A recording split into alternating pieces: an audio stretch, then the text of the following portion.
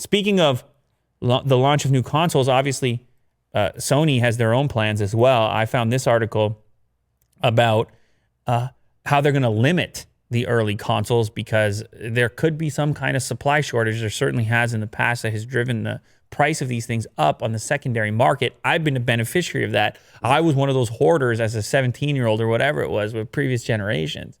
I remember I sold my spot in line one time to a guy who had drove from far away to purchase this thing over the holidays. I think it was the Xbox 360. Yeah. And he said, I'll take that spot in line right now for $1,000. And I said, well, my spot? I'm just waiting to buy the thing. I actually wanted the thing. Yeah. And it was too hard to say no to at the time. I need that $1,000. What, are you crazy? That'll pay for my system once I can get my hands on it. So I took it. Crazy times. Left the line. I left the line. Actually, I'm going to tell the truth of the story. Can I tell the truth of the story? Myself, I had a spot in the line, but I also had my girlfriend with me. And she wanted to bounce anyways. So we sold the one spot. I still got the thing. I used the money to fund the thing. Right on. That's a long time ago, man. It's hard to remember it exactly, but... Was she going to buy one too? Yeah, we were going to get two, resell the second one. Yeah. Or just sell it for a friend, like hold it for a friend. I can't remember the exact specifics of it, but that's the way it was. They come out, they give you a little number. It was the only way to ensure you were going to get one. It was before a lot of the online pre-sales and stuff like that. Back then, you had to physically show up if you wanted the thing. Yeah.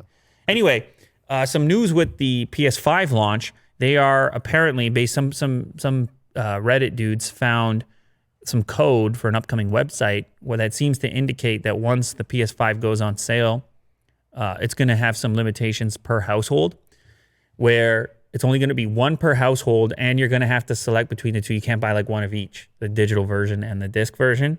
It's just going to be a one-time deal, and you're also going to be able to buy it, I think, for the very first time from Sony directly.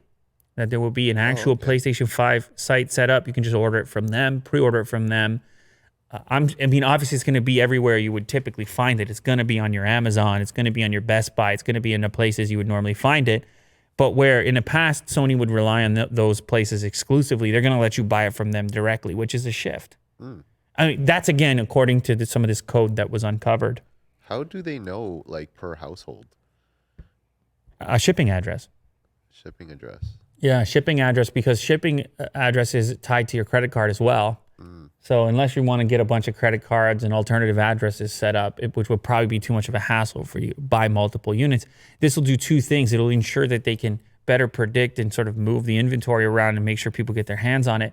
But also it'll avoid a lot of those resellers. Right, the guys like me that were in the line once upon a time. Up. I mean, I wasn't doing it at scale. If somebody could figure out a script or a bot or whatever to order a bunch of these things to immediately then post them on eBay at a markup, it could totally wreck their thing. So they need some sort of a system for this, to be clear. You've got to have something.